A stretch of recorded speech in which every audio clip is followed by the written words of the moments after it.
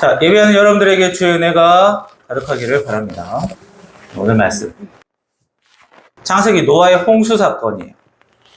본문 말씀을 통해 우리가 하나님에게 은혜 받는 방법에 대해서 살펴보도록 하겠습니다. 창세기 초기에는 크게 세 가지 사건이 있어요. 아담과 하와의 선악과 사건, 가인과 아벨 사건, 그리고 노아의 홍수 사건입니다. 이 세 가지 사건은 모두 사람의 죄와 관계가 있는데요. 이 아담의 선악과 사건은 아담이 하나님의 명령을 어기고 뱀을 따르는 하나님께 무례한 일을 했던 일이고, 그런 죄를 저질렀고, 문제는 회개하지 않았다는 거예요. 그리고 가인 또한 이 동생을, 사람을 해치고 회개하지 않았던 죄를 저질렀죠. 그리고 그 다음에 노아의 홍수 사건은 이제 세상 모든 사람이 죄를 짓고 회개하지 않았다, 그런 일이 있었습니다. 자, 이때 당시만 해도 하나님이 개인이든 이 단체든 죄를 지으면 그때그때 바로 하나님이 직접 벌을 주셨어요. 하나님이 사람에게 은혜도 주시고 자유도 주셨지만, 그 자유롭게 살게 해주셨지만, 이 죄 지을 때만큼은 하나님께서 친히 삶에 관여를 하셨다는 거죠. 자, 벌을 준다.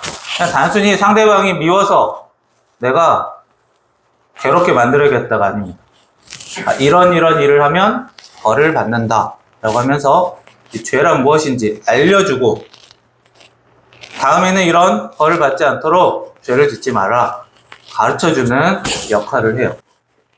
우리 세상의 법도 마찬가지죠. 그냥 단순히 범죄자를 괴롭게 만들려고 하는 게 아니라 그런 본보기를 삼아서 죄를 짓지 않도록 하려는 거죠. 그런데 이 사람들이 이 잘못을 하고 자기가 그것이 잘못인지 모를 때도 있고, 자기 욕심 때문에 잘못을 해도 일부러 잘못을 하는 경우도 있어요. 이 성경에서 말하는 죄, 이 죄가 도대체 뭘까요?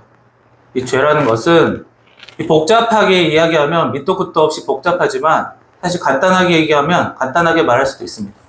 하나님이 벌 주셨던 일, 그것이 바로 죄라고 볼 수 있어요. 자, 하나님의 형상대로, 모양대로 우리를 만드셨기 때문에 우리가 느끼는 죄가 하나님이 보시는 죄와 거의 비슷해요. 부모가 자녀에게 벌을 줄 때요, 자녀가 학교에서 1등을 하지 못했다고 벌 줄까요? 아니면 자녀가 부모를 위해 희생하지 않았다, 주변 친구들을 위해 봉사하지 않았다고 벌을 주나요? 그런 일로 벌 주진 않아요. 자녀가 부모에게 버릇없이 굴 때, 자녀가 자기 친구들 막 괴롭히고 다닐 때, 이럴 때 벌 주죠. 하나님도 마찬가지입니다. 하나님에게 무례하게 굴 때, 사람이 사람에게 무례하게 굴 때 그냥 벌 주시는 거예요. 죄라고 해서 막 거창한 게 아닙니다. 우상 숭배가 있죠. 그게 왜 죄일까요? 하나님과 우상을 동급으로 두기 때문에 그래요. 예를 들어보면 어떤 자녀의 결혼식이 있었습니다.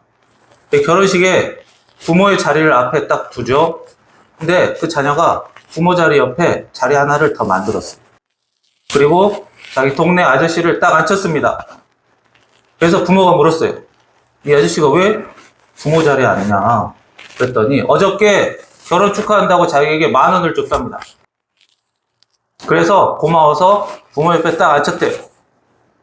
자, 평소에 자기 양육해 준 거랑 지나가다 돈 10,000원 준 거랑 동급이 될 수가 없죠. 이건 뭐예요?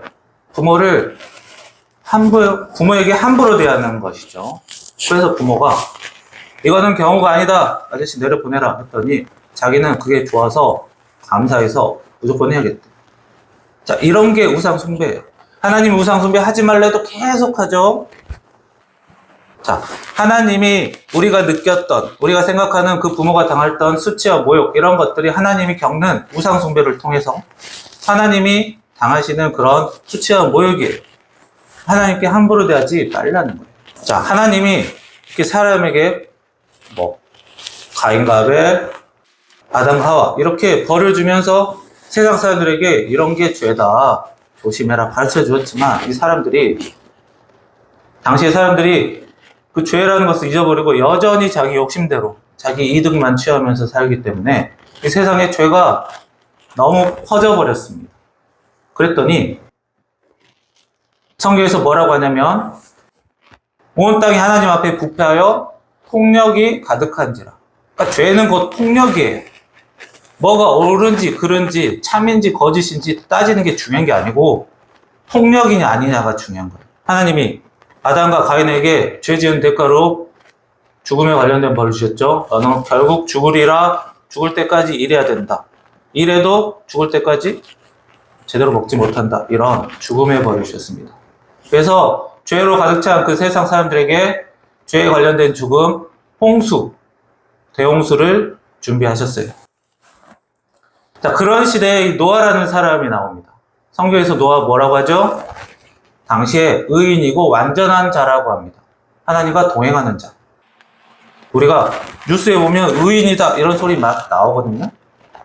어떤 어려운 상황에 처했을 때 주저하지 않고 뛰어들어가는 사람, 의인이다 라고 합니다. 어떤 대단한 일을 하기 위해서 자기 자신이 직접 희생을 각오하는 사람, 의인이라고 해요. 그럼 노아가 상당히 대단한 사람이었다고 볼 수 있어요. 자, 그런데 우리 성경에서 말하는 의인과 우리 사람이 보는 의인은 좀 다릅니다. 우리 사람이 보는 의인은 그렇게 막 자기 자신을 희생하면서 뛰어드는 사람이겠지만 성경에서 의인은 뭐예요? 하나님이 보시기에 옳은 사람, 하나님이 보시기에 좋은 사람이 하나님이 보시기에 좋았다라 어디에 나옵니까? 성경 창세기 1장에 나와요. 하나님께서 빛과 어둠을, 생명체를, 사람을 만드시고 보기에 좋았더라 라고 합니다. 옳게 보신 거예요. 그런데 사람만큼은 특별히 더 좋게 보셨어요. 어떻게 할 수 있죠? 사람에게만큼은 이 땅과 모든 생물을 다스리라고 했어요. 다른 생명체에게는 그런 얘기 하신 적이 없어요. 사람만 특별히 더 좋게 보셨다는 겁니다. 그럼에도 불구하고 아담이 죄 지었을 때, 가인이 죄 지었을 때 어때요? 벌주셨죠? 그 얘기는 사람은 특별히 좋게 보셨고 옳게 보셨지만 사람의 죄만큼은 옳지 않게, 의롭지 않게 보셨다는 거예요. 그렇다면 노아가 의롭다라는 것, 의인이라는 것은 뭐죠? 노아가 뭔가 대단한 일을 하나님을 위해서 한 게 아니라 죄를 짓지 않는 사람이었다는 거예요. 그래서 의인이라는 겁니다. 게다가 또 노아를 뭐라고 하죠? 완전한 사람이라고 해요. 아니, 노아가 사람인데 어떻게 완전할 수 있나요? 노아가 농사도 잘하고 물고기도 잘 잡고 배도 잘 만들고 사람도 잘 고치고 말도 잘하고 돈도 많고 다 잘합니까? 우리 사람은 모든 분야에 다 잘할 수 없어요. 그런데 그 당대 모든 사람이 죄 지을 때 노아만큼은 죄를 짓지 않았어요. 그 얘기는 세상 모든 분야에서 다 완벽한 게 아니라 노아는 죄라는 분야만큼은 다른 사람 다 죄 지을 때 죄 짓지 않았기 때문에 그 죄라는 영역에서는 완전하다는 거예요. 하나님이 보시기에는, 우리 사람이 보기에는 돈 잘 버는 사람, 기술이 뛰어난 사람 이런 것 달라 보이지만 하나님이 보시기에는 어차피 하나님의 전능하심 아래는 다 거기서 거기거든요. 하나님 보시기에는 뭐에 관심이 있다? 죄를 짓고 사느냐 안 짓고 사느냐가 관심이 있는 거예요. 그래서 하나님 보시기에는 죄만 짓지 않아도 완전한 사람으로 봐주시는 거예요. 세상 사람들 다 죄 지을 때 나만 그 길로 가지 않는다. 원래 우리 사람은 다른 사람들 다 이거 한다고 하면 다 따라가게 돼 있어요. 그러기가 쉬워요. 그래서 자기만 다른 길을 걷는 게 결코 쉽지 않습니다. 그러나 죄 짓지 않고 사는 것, 뭐 특별한 사람만 할 수 있나요? 뭐 영적인 사람만 죄를 안 짓고 살 수 있나요? 누구나 다 죄 안 지을 수 있어요. 그래서 죄를 짓지 않고 사는 것은 그 쉬운 일만 아니지만 엄청 대단한 일도 아닙니다. 그렇다면 할 만한 일이라는 거예요. 성경에서 보는 의인, 완전한 사람, 막 특별한 사람이 되는 게 아니라 누구나 다 할 만한 사람이 돼요. 하나님이 보시기엔 그래요. 하나님이 큰 홍수로 세상을 멸망시키기로 하셨지만 그 노아만큼은 살리셔서 생명을 보존하십니다. 이게 뭐냐면 그리 간단한 일이 아니에요. 여러분들이 음식을 이렇게 과일을 이렇게 깎아놨다고 합시다. 한 접시에 이렇게 과일을 다 깎아놨어요. 그런데 모기 한 마리가 싹 들어갔어요. 어떻게 하실 거예요? 갖다 버리실 거예요? 과일 이렇게 많이 깎아놨는데 모기만 살짝 치우면 돼요. 그런데 모기가 1000마리가 거기 앉았어요. 그럼 이제 어떻게 해야 돼? 그건 이제 버리는 거예요. 다 갖다 쓰레기통에 넣어야 되는 거예요. 그런데 1000마리가 다 덮였는데 그 부분만 다 없애고 조금 남은 거 그걸 어떻게든 살려보려고 이렇게 하는 거예요. 하나님이 이 세상이 다 오염돼서 그냥 청소를 해도 되지만 노아 그 한 사람만큼은 살리려고 하는 거예요. 그만큼 하나님은 죄 짓지 않는 사람을 가치 있게 보신 겁니다. 하나님이 큰 홍수로 세상을 멸망시킨다. 그러니까 하나님 너무 무섭다, 두렵다 이럴 수 있지만 하나님의 그 사람 사랑이 대단하신 거예요. 그만큼 죄를 많이 미워하셨고 죄 짓지 않는 사람을 너무너무 사랑하신 거예요. 하나님이 큰 배를 만들어 살아남으라고 노아에게 명령하셨습니다. 그 배는 가로가 축구장 1.5배, 세로는 축구장 세로의 반틈이, 그리고 높이는 아파트 7층 정도 됩니다. 자, 혼자서는 그게 못할 일이죠. 이렇게 1, 2년 일한 것도 아니고 100년 가까이 일을 했다고 나옵니다.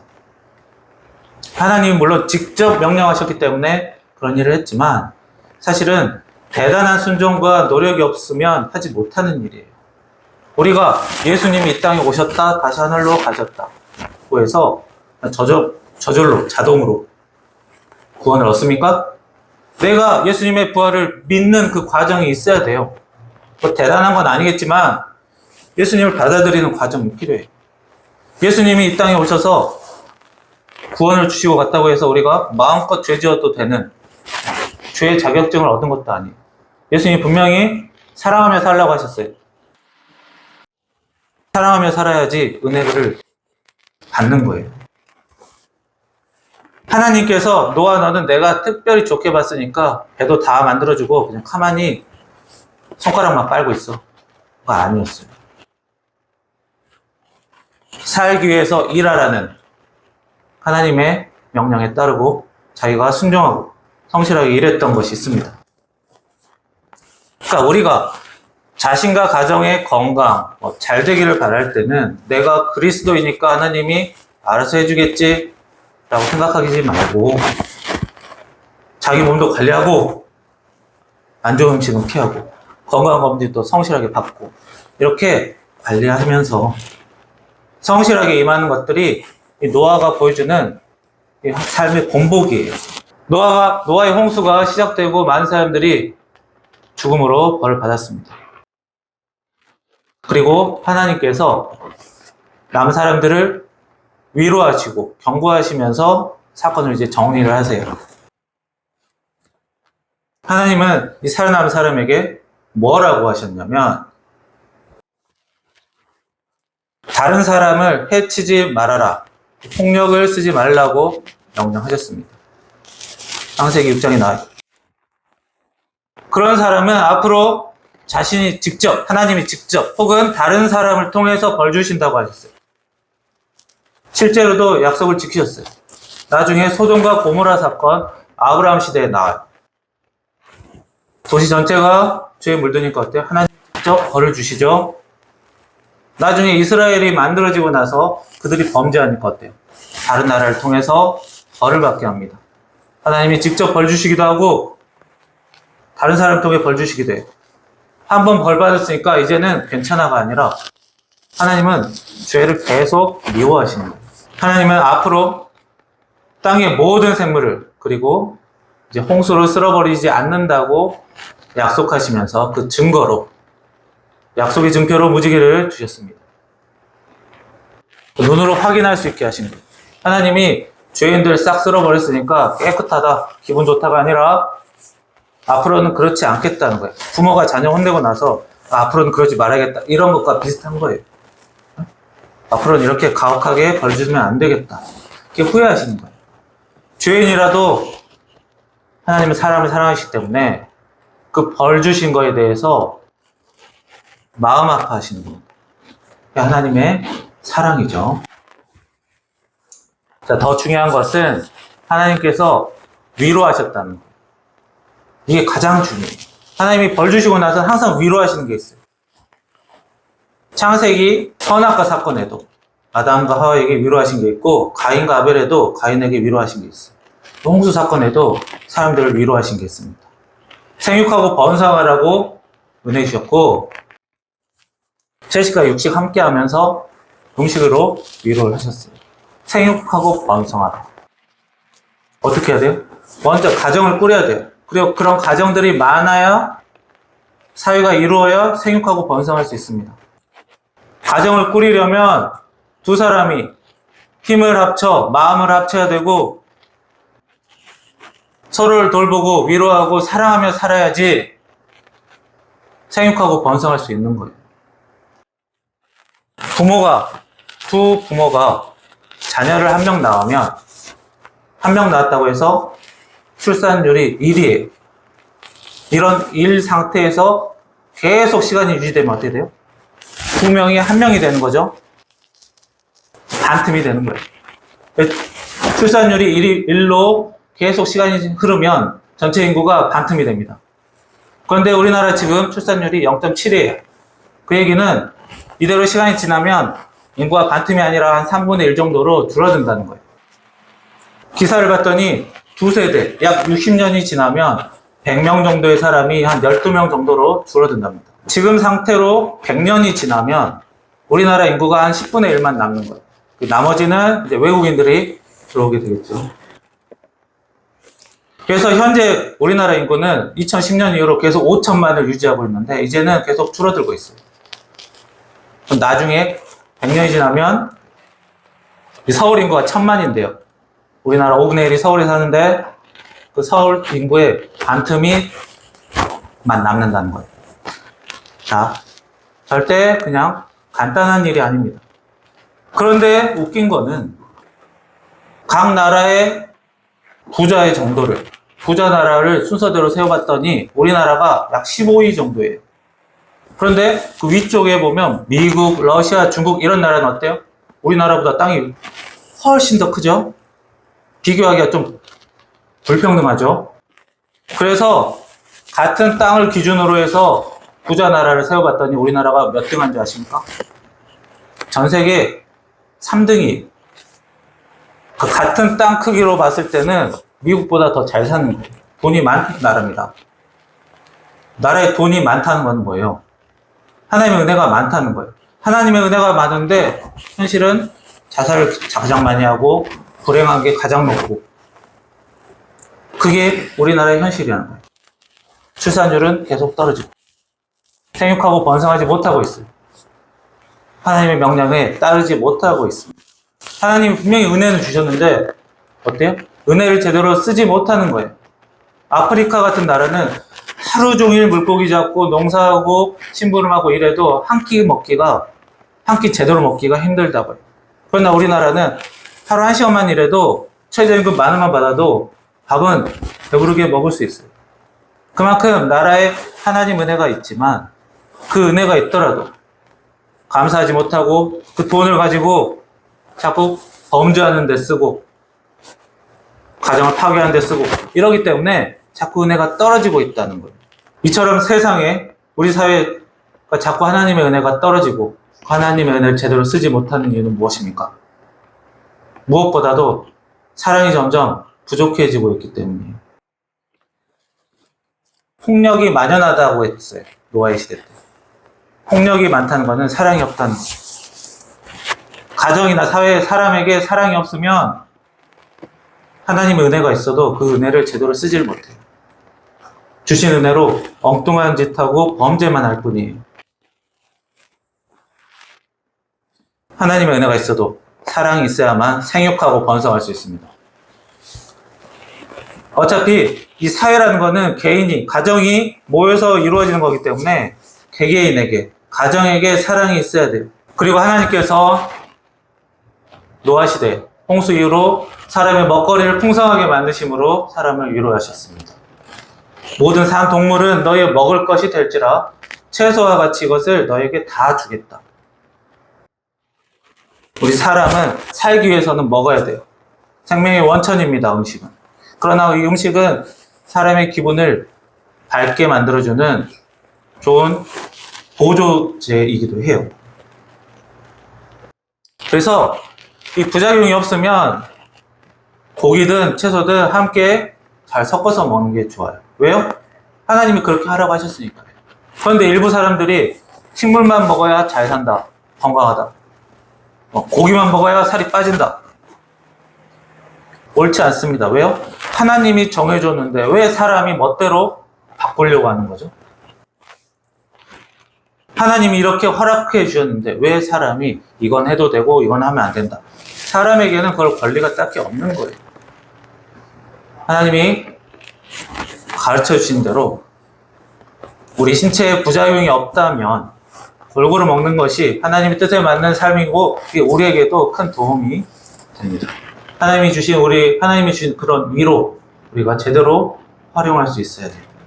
하나님께서 이 죄에 물든 세상 완전히 멸망하려고 하실 때 한 명의 의인 때문에 사람이 계속 이 땅에 머물러 살 수 있게 하셨습니다. 그만큼 그 의인의 존재가 굉장히 중요해요. 하나님은 선한 사람 굉장히 좋게 보시고 가치 있게 봐주십니다.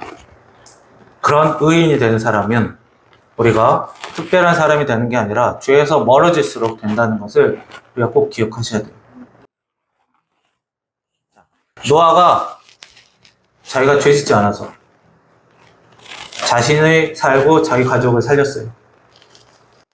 자, 우리 또한 내가 죄 짓지 않는 사람이 된다면 자신을 구하고 여러분의 가정을 구하는 사람이 될 수 있습니다. 하나님이 그만큼 좋게 보시는 거예요. 그게 뭐죠? 나로 인해서 내가 살고 내 가정이 살고 이 사회가 사는 거예요. 그거는 내가 하나님의 축복의 통로가 된다는 그런 의미가 있습니다. 그걸 하기 위해서 우리가 대단한 일을 해야 되나요? 희생을 해야 되나요? 아니요. 죄에서 멀어질수록 우리가 할 수 있는 거예요. 이 노아의 사건은 하나님이 인간을 벌 주시는 두렵고 무서운 사건이 아니라 하나님께서 그럼에도 불구하고 우리를 살리시고 우리를 귀하게 보신다는 것. 그것을 알 수 있는 하나님의 사랑을 알 수 있는 중요한 사건입니다.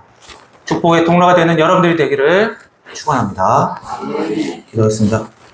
살아계신 하나님, 오늘 노아의 사건을 통해 하나님께서 저희들 얼마나 사랑하시고 죄를 얼마나 미워하시는지 확인했습니다. 주여, 저희들 죄에서 완전히 벗어나기는 어렵지만 조금씩 죄에서 벗어나는 사람이 되게 하시며 특별히 우리의 영혼의 죄를 예수님을 보내셔서 우리가 예수님의 부활을 믿음으로 우리 영혼의 죄를 사하게 하심을 감사드렸고 저희들이 살면서 은혜로